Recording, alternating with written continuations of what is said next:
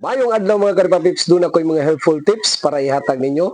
Labi na katong mga baguhan o katong mga dagko na diha nga wala na hibalo ani ambot o kahibalo mo aning tanan.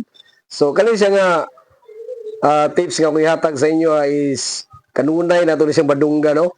So para ni sa mga vloggers, content creators, ay sa kuya apel kay murag vlogger pa manggo. So kani siya kini nga word mga karipapips kanunay na to ning badungog kanang ginatawag nilang vlogger. Naiusa po na ang spelling vlogger. Okay. Unsay kalainan anang duha? So doon na siya kalainan. Batod pa sa atong pag-search dito sa atong diksyonaryo gikan sa West Philippine Sea. Ang word nga vlogger kanang B L O G G E R vlogger. Mao na siya ang mga content nga written content na siya.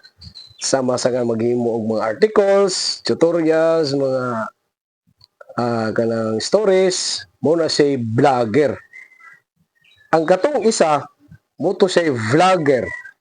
So, starts with letter V as in victory, no? So, V-L-O-G-G-E-R vlogger.